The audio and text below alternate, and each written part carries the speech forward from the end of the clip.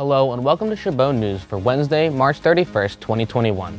My name is Eric, and in today's news we'll be covering Derek Chauvin's trial and the Donna facility migrants. In our top 5, Eva will tell us the top 5 synesthesia facts. In entertainment, Jovern will cover Lil Nas X's controversial Nike shoes. Lastly, in sports news, Frank will cover the Olympics in Japan. All that and more coming up on Chabot News.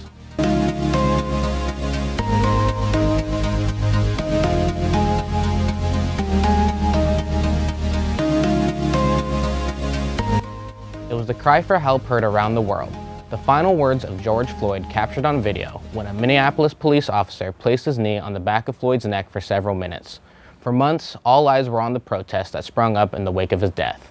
Now, all eyes will be on the courtroom where opening statements begin today in the murder trial of that former officer, Derek Chauvin.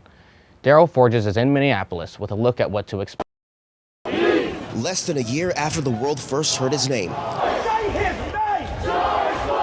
amid an international reckoning over racial justice. Opening statements are set to be delivered in the trial of the former police officer charged in the death of 46-year-old George Floyd. Thank you. Derek Chauvin has pleaded not guilty to charges of second-degree unintentional murder and second-degree manslaughter, as well as third-degree murder. The charges provide the jury with 3 different ways of determining how liable Chauvin is for Floyd's death, if at all.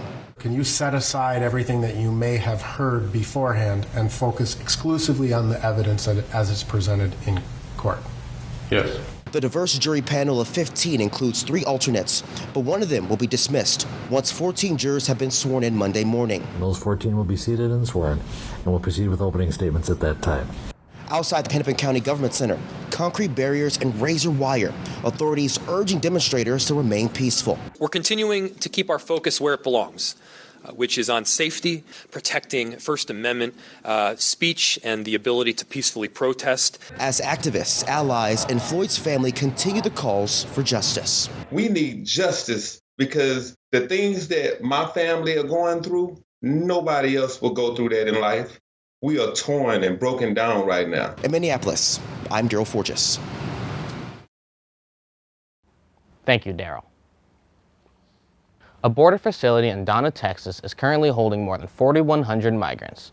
The majority of those housed in the facility are unaccompanied children, some of whom have been held for more than 15 days. That's significantly longer than the 72-hour legal limit for non-adults. There's been a surge of migrants arriving in the U.S., which is overwhelming resources. Officials say migrants usually spend about 133 days at the facility in Donna. As of Sunday, the U.S. government reports there were nearly 6,000 migrants in the Customs and Border Protection's custody. Here is live footage of the scene in Donna, Texas. ¿No está tomando medicamentos ahorita o está tomando medicamentos para el corazón? ¿Los tiene con usted? Aquí me dieron una tarjeta.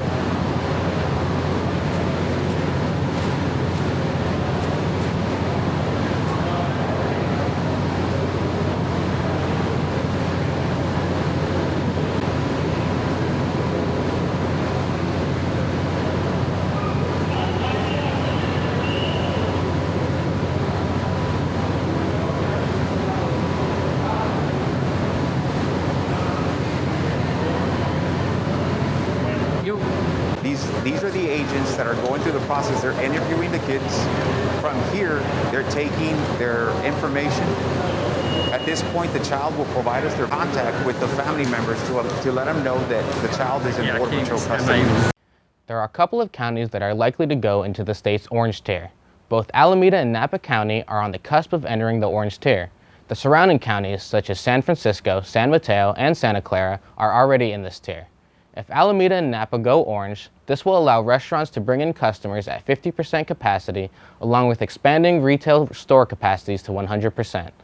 The orange tier requires a daily COVID-19 case rate of under 3.9 people per 100,000 people. Construction workers were busy rebuilding a bridge in San Francisco when they found 2 people living in a cave that was dug into an embankment. The cave was about 20 feet long and 3 feet high. The construction workers had to halt their construction to ensure they didn't injure anyone within the cave. San Francisco project manager Tom Walker stated, "It's really common to have homeless encampments under bridges, but this is the first time I've ever seen something like this." Now we go to Eva with this week's Top 5. Thanks, Eric. For this week's Top 5, we're going to do the Top 5 synesthesia facts. So, I know some of you are asking, what is synesthesia? It is a condition that the brain mixes up senses. People that have this condition call themselves synesthetics. So with that, let's start the countdown. Number 1, some people are born with synesthesia and others can develop it anytime in their life due to any serious head traumas or through strong psychedelic drugs. Number 2, women are more likely to have synesthesia than men due to how scientifically women's brains are structured to use both sides, that is speech, listening, expression, and creativity, rather than men's brains uses mostly the left side, that is speech and listening. Number 3, the downside of having synesthesia is that there are those that can get unpleasant senses. For example, synesthetics can get a certain taste of food in their mouth that associates the person they are with. So when a synesthetic is with a friend and that friend gives the taste of oranges, but if they meet a classmate at school and that classmate can give off the taste of onions, even though the classmate is a very hygienic person. This is a result for some synesthetics, and there's many other types of forms like this. Number 4, the upside of having synesthesia is that some synesthetics can see color while they hear music. Can you imagine listening to your favorite song and having the ability to see colors while you're listening? Man, that sounds cool. And to all my music nerds, the majority of synesthetics also have perfect pitch too. Number 5, there are some music artists that have synesthesia, like Billie Eilish, the late Jimi Hendrix, Marina and the Diamonds, and many more. Many historians believe that infamous painter Vincent van Gogh had it too. Well, that does it for this week's Top 5, and I hope I made you go down a synesthesia rabbit hole. Now back to you, Eric. Thanks, Eva. Forbes.com reported on the best community colleges nationally and by state, and Chabot College has proudly ranked 3rd best community college in California. Ranked by academic influence, the college ranking system that uses artificial intelligence technology to search massive databases and measure the impact of work by individuals who've been affiliated with colleges and universities throughout the world, Chabot College was ranked 3rd best community college in California, beating out Columbia College and Los Angeles Valley College. The Hayward Police Department is offering special online sessions of its Community Academy program, starting in April. The Hayward Police Department's Community Academy is a certified educational program designed to give community members a working knowledge of how the police department is organized and operates in Hayward. Goals include developing partnerships between the department and community members and promoting open lines of communication. For more information, go to the Hayward Police Department website. Space is limited and participation is restricted to individuals 18 years of age and older. Now we go to Jovern with this week's entertainment news. Thanks, Eric. It's one of the oldest tricks in the music playbook. Praise Satan, then watch parents and politicians freak out as kids eat it up. Just ask Slayer and Motley Crue. But Lil Nas X put a unique spin on the old marketing ploy. The rapper, best known for his family-friendly hit Old Town Road, teamed up with New York art collective Mischief to modify existing Nike shoes. They put a pentagram on the kicks, an upside-down cross, and then injected red ink and a drop of human blood into the shoe's air bubble sole. Simply put, they made the most satanic shoes ever.